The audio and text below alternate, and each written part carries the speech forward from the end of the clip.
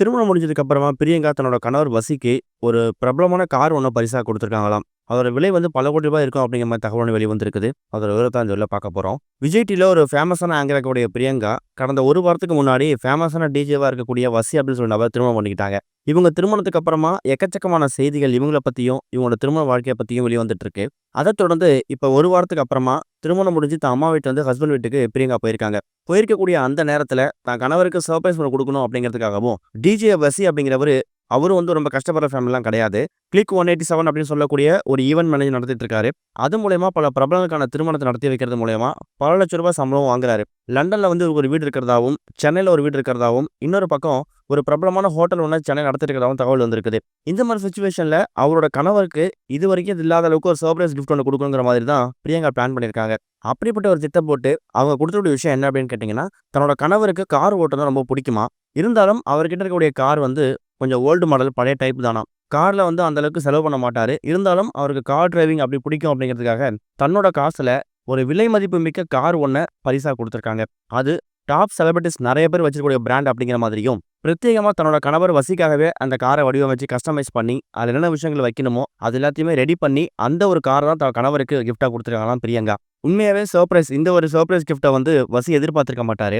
திருமணத்துக்கு அப்புறமா வசி வந்து நெறைய கிஃப்ட் வந்து பிரியங்காக்கு குடுத்துருக்காரு. அது எல்லாத்தையும் தாண்டி, இப்ப பெர்சனலா வசிக்கு பிடிச்ச ஒரு கார பிரியங்கா வந்து கிஃப்ட் குடுத்திருக்கும்போது, வசியால வந்து என்ன பண்றதுன்னே தெரியல.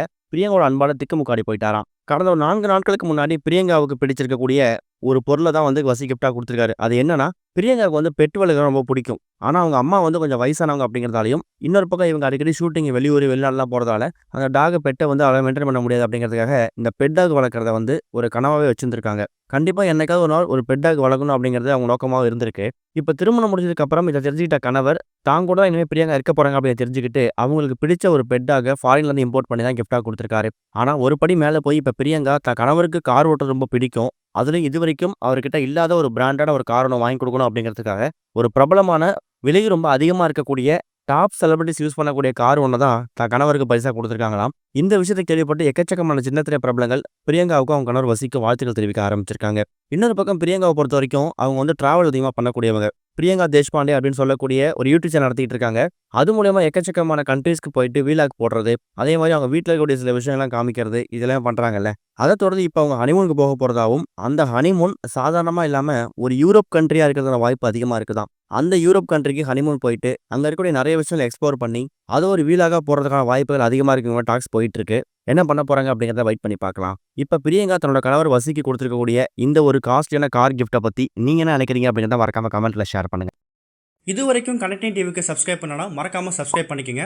உடனடி அப்டேட்ஸ் பெறுவதற்கு நோட்டிஃபிகேஷன் பெல்லையும் கிளிக் பண்ணிக்கங்க.